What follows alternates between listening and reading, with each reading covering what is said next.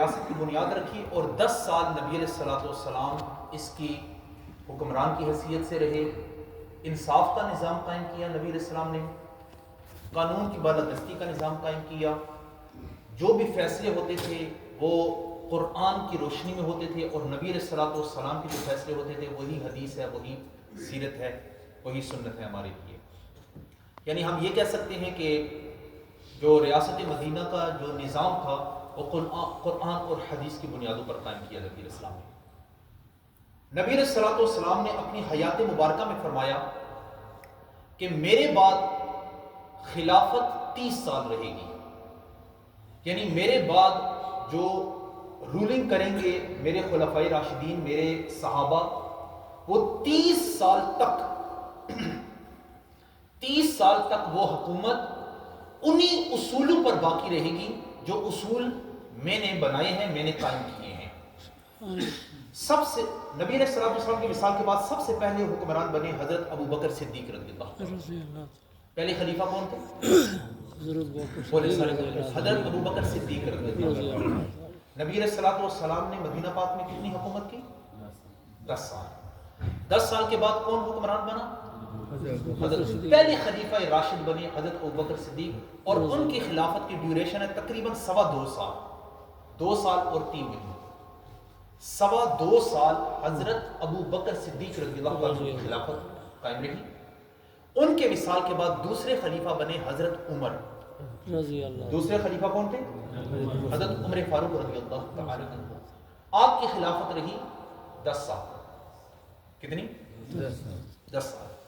10 سال اور تقریباً 6 مہینے، 10.5 سال کا. تیسرے خلیفہ بنے حضرت عثمان غنی رضی اللہ. تیسرے خلیفہ کون تھے؟ حضرت عثمان غنی رضی اللہ تعالی عنہ. اور آپ کی خلافت رہی تقریباً 12 سال. کتنی رہی؟ 12 سال. آپ کی شہادت کے بعد چوتھے خلیفہ بنے مولا کائنات شیر خدا حضرت مولا علی کرم اللہ تعالی وجہہ الکریم. اور آپ کے بعد 5ویں خلیفہ بنے امام حسن رضی اللہ تعالی، امام حسین کے بڑے بھائی، مولا علی کرم اللہ وجہہ الکریم کے بڑے بیٹے امام حسن. ان کی خلافت رہی 6 مہینے. کتنی؟ 6 مہینے. جس دن حضرت امام حسن رضی اللہ تعالیٰ عنہ نے 6 مہینہ حکومت کرنے کے بعد حضرت امیر معاویہ رضی اللہ تعالیٰ عنہ کی بیعت کی، اس دن 30 سال پورے ہو گئے. جو نبی علیہ السلام نے فرمایا تھا خلافت میرے بعد کتنی رہے گی؟ 30 سال. وہ 30 سال اس دن پورے ہوتے ہیں جس دن امام حسن مجتبی رضی اللہ تعالیٰ عنہ نے حکومت حضرت امیر معاویہ رضی اللہ تعالیٰ عنہ کے سپرد کر دی تھی.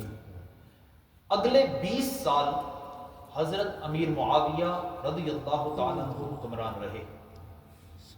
کتنے؟ 20 سال. سن 60 ہجری میں آپ کا وصال ہوا. 60 ہجری میں. اور آپ کے بعد خلافت کی جو مسند تھی، بادشاہت کی جو مسند تھی، وہاں بیٹھا یزید. سب سے پہلے یہ سمجھے کہ یزید کا کیریکٹر کیا تھا. بنیادی طور پر اختلاف یہ تھا کہ یزید ایک کیریکٹر لیس انسان تھا. وہ شراب پیتا تھا سری عام. وہ حرام رشتوں، جن رشتوں سے نکاح کرنا حرام ہے ان سے نکاح کرنا حلال سمجھتا تھا. وہ بیت المال کو، جو لوگوں کی جو مال ہوتا ہے بیت المال، وہ اس کو اپنی ذاتی ملکیت سمجھتا تھا. عیاش تھا پرلے درجے کا. شرابی، زانی، مکمل طور پر کیریکٹر لیس انسان تھا. جب وہ حکمران بنا تو اسے پتا تھا باقی کوئی اور بیعت کرے یا نہ کرے، نبی کے نواسے نے میری بیعت نہیں کرنی ہے، کیونکہ اسے اپنی کرتوتوں کا پتا تھا. باقیوں کو تو وہ دھونس کے ساتھ، بدماشی کے ساتھ، غنڈہ گردی کے ساتھ. یہ پرلے درجے کا غنڈہ تھا حضرت. परले दर्जे का गुंडा था, बदमाश। उसको पता था कि डरा धमका के बैत ले लेंगे, अली के बेटे ने बैत नहीं करनी है मेरी। सबसे पहले उसने कहा कि हुसैन से बैत लो। उस वक्त इमाम अली मकाम मदीना पाक में थे जिस वक्त ये हुक्मरान बना। और आपका एक जुमला है, मशहूर और मारूफ जुमला, तकरीबन तमाम हिस्टोरियंस ने लिखा। वो कहते हैं कि इमाम अली मकाम ने फरमाया, मुझ जैसा बंदा तुझ जैसे बंदे की बैत नहीं कर सकता। मुझ जैसा आदमी तुझ जैसे की बैत नहीं कर सकता। मेरा किरदार क्या है? कुरान के मुताबिक। मेरी सीरत क्या है? नबी अलैहि सलाम की सीरत के मुताबिक। हमारा उठना बैठना, चलना फिरना, हमारी जिंदगी का हर हर कदम अल्लाह रसूल की मर्जी के मुताबिक होता है। और तेरा किरदार यह है, ना तुझे खुदा की परवाह है, ना रसूलुल्लाह के दीन की परवाह है। तुझ जैसों की बैत करना, हम अहले बैत का इजहार नहीं कर सकते। आपने इनकार कर दिया। यजीद ने कहा कि बैत ली जाए इमाम अली मकाम से। इमाम अली मकाम को पता था कि ये लोग एक्सट्रीम लेवल तक जाएंगे बैत लेने के लिए। आपने मदीना पाक को छोड़ा, मक्का आ गए, मक्का को छोड़ा और कूफा की तरफ चल पड़े। कूफा के लोगों ने आपको खत लिखे थे, कहा था कि हम यजीद की बैत तोड़ेंगे, आप आए, हम आपकी बैत करेंगे, आप खिलाफत के अहल हैं, हम यजीद की बैत तोड़ते हैं। मैं आपको एक बात अर्ज करना चाहूंगा। आपने तकरीबन हर साल ये बात सुना होगी कि कूफा के लोगों ने खत लिखे, कूफा के लोगों ने खत लिखे। कूफा के लोगों के बुलाने पर इमाम अली मकाम उधर गए। ये कूफा के लोगों ने खत क्यों लिखे?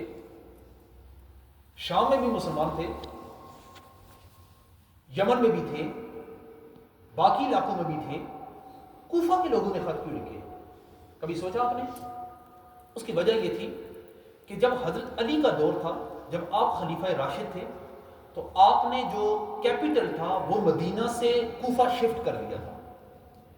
हजरत अली ने जो कैपिटल था वो क्या किया था? मदीना से कूफा शिफ्ट कर दिया था।